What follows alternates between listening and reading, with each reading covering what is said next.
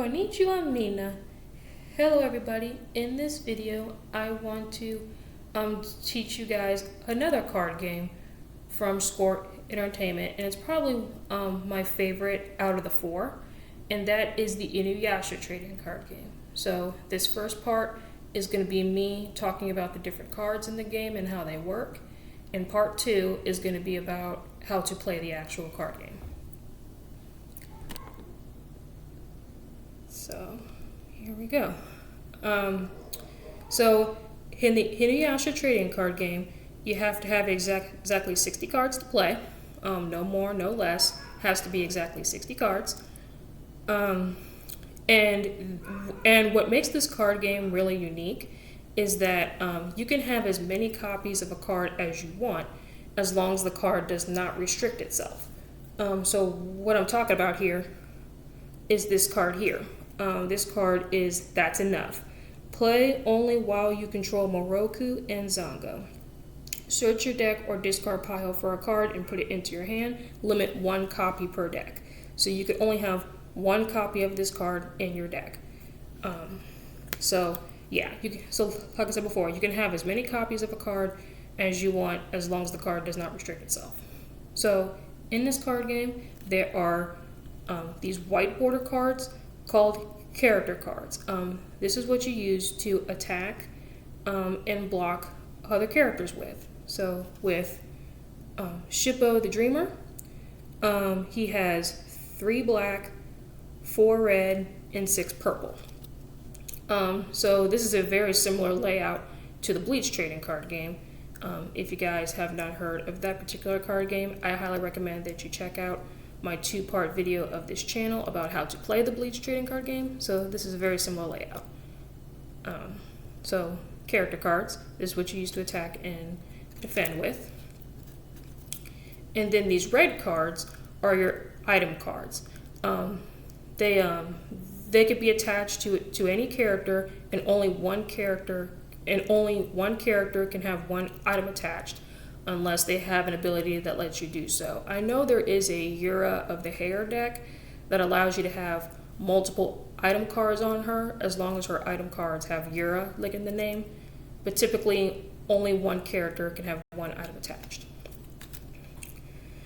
So going back to the character cards, how to read it. Here's the character's name. You have Shippo, and then the surname, the Dreamer. So that is going to play a very pivotal role, because like in this card game, there are names, there are surnames.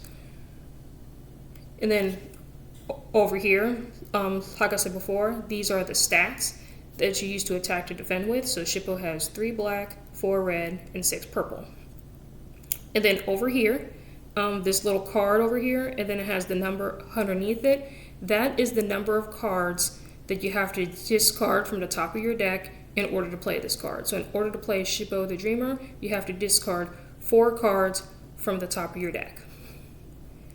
And then this area, like in the black box, is like the character's traits. So Shippo's is cute, demon, good, male, and unique, which that is going to matter because there are cards out there that allow you to search your deck for a cute character, or or this item can only be attached to a cute character. So that's going to make that is going to be very, very important. And then this ability in the white box is like what the card does.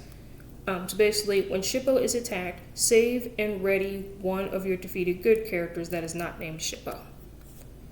So that's that. And then these blue cards are your event cards. You play these, I think you play these during your attack phase, which I will go into part 2 of this video. So basically, you pay its deck cost, and you do what it says, and then it goes to your graveyard. So this particular one is Daydreaming. Expand a character you control to search your discard pile for an event that isn't limited to 1 copy per deck, and put it into your hand. Limit once per turn. Limit 2 copies per deck removed from the game after use. So yeah, this is a very, very good card. And then you have these green sideways cards. They are called your location cards. They go into your location area. You can have as many locations as you want, but you can only have one of each copy of location in play. So for example, Naraku's Castle. I could only have one Naraku's Castle on the board at a time, but you can have multiple copies of different locations, like in play at one time. So with Naraku's Castle, unique demons gain +1 to all colors when attacked. All non-unique demons gain +1 to all colors when attacking. And then of course you have to discard one card from your deck in order to play this card. Items do come in a couple different ways.